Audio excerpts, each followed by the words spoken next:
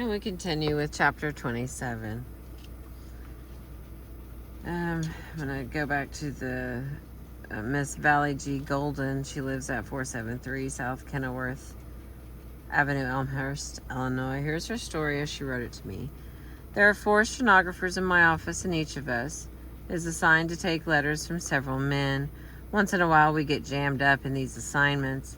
And one day, when an assistant department head insisted that I do a long letter over, I started to rebel.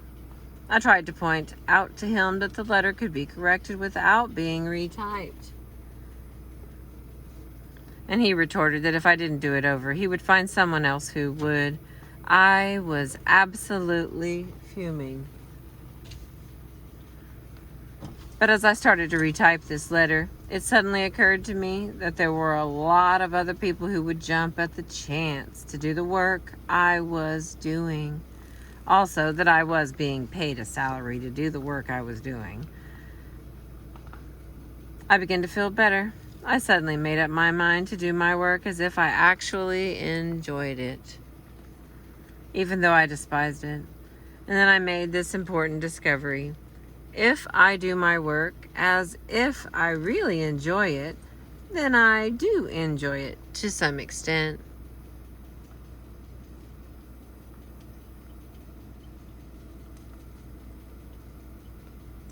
I also found I can work faster when I enjoy my work, so there is seldom any need now for me to work overtime. This new attitude of mine gained me the reputation of being a good worker.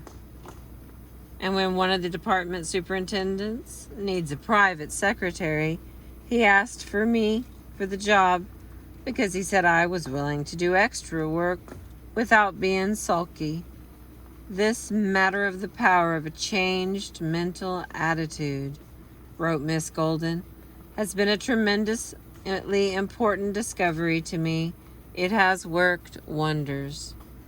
Miss Golden's used the wonder working as if philosophy of Professor Hans Weihinger. He taught us to act as if we were happy, and so on.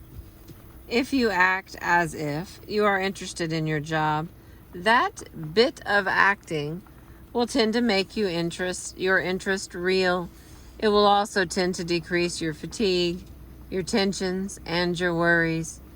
A few years ago, Harlan A. Howard made a decision that completely altered his life.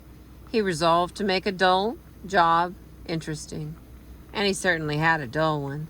Washing plates, scrubbing counters, and dishing out ice cream in the high school lunchroom while the other boys were playing ball or kidding the girls. Harlan Howard despised his job, but since he had to stick to it, he resolved to study ice cream, how it was made, what ingredients were used, why some ice creams were better than others. He studied the chemistry of ice cream and became a whiz in the high school chemistry course. He was so interested now in food chemistry that he entered the Massachusetts State College and majored in the field of food technology. When the New York Cocoa Exchange offered a $100 prize for the best paper on uses of cocoa and chocolate, a prize open to all college students, who do you suppose won it? Oh, that's right, Harlan Howard. When he found it difficult to get a job, he opened a private laboratory in the basement of his home at 750 North Pleasant Street, Amherst, Massachusetts. Shortly after that, a new law was passed. The bacteria in milk had to be counted. Harlan A. Howard was soon counting bacteria for the 14 milk companies in Amherst, and he had to hire 2 assistants. Where will he be 25 years from now? Well, the men who are now running the business of food chemistry will be retired then or dead. and their places will be taken by young lads who are now Harlan A. Howard. Whoa, wait a minute. Let's see, that doesn't sound right. 25 years from now, Harlan A. Howard will probably be one of the leaders in his profession, while some of his classmates to whom he used to sell ice cream over the counter will be sour, unemployed, cussing the government, and complaining that they never had a chance. Harlan A. Howard might never have had a chance either if he hadn't resolved to make a dull job interesting. Years ago, there was another young man who was bored with his dull job of standing at a lathe, turning out bolts in a factory. His first name was Sam. Sam wanted to quit, but he was afraid he couldn't find another job. Since he had to do this dull work, Sam decided he would make it interesting. So he ran a race with the mechanic operating a machine beside him. One of them was to trim off the rough surfaces on his machine, and the other was to trim the bolts down to the proper diameter. They would switch machines occasionally and see who could turn out the most bolts. The foreman, impressed with Sam's speed and accuracy, soon gave him a better job. That was the start of a whole series of promotions. 30 years later, Sam Valclane, was president of the Baldwin Locomotive Works, but he might have remained a mechanic all his life had he not resolved to make a dull job interesting. H.V. Kaltenborn, the famous radio news analyst, once told me how he made a dull job interesting. When he was 22 years old, he worked his way across the Atlantic on a cattle boat, feeding and watering the steers. After making a bicycle tour of England, he arrived in Paris, hungry and broke. Pawning his camera for $5, he put an ad in the Paris edition of the New York Herald and got a job selling stereopticon machines. If you are 40 years old, you may remember these old-fashioned stereoscopes that were used to hold up before our eyes to look at two pictures exactly alike. As we looked, a miracle happened. The two lenses in the stereoscope transformed the picture into a single scene with the effect of a third dimension. We saw distance. We got an astounding sense of perspective. Well, as I was saying, Kaltenborn started out selling these machines from door to door in Paris, and he couldn't speak French, but he earned $5,000 in commission the first year and made himself one of the highest paid salesmen in France. That year, H.V. Kaltenborn told me that his experience did as much to develop within him the qualities that make for success as did any single year of study at Harvard. Confidence? He told me himself that after that experience, he felt he could have sold the Congressional Record to French housewives.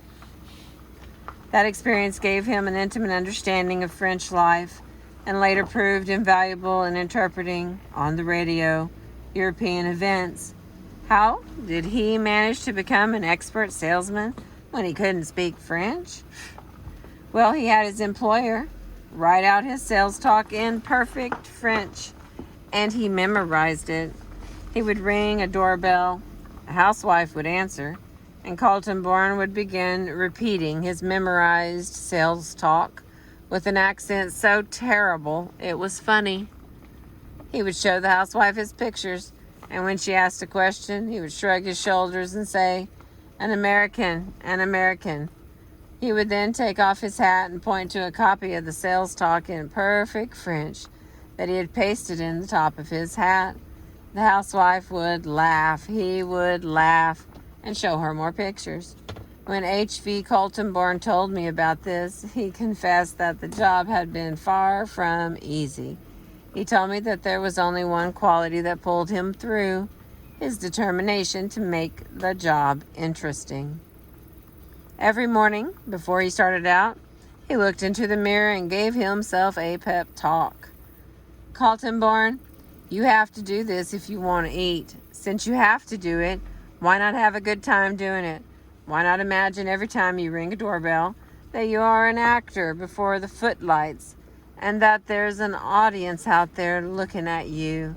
After all, what are you doing? What you are doing is just as funny as something on the stage.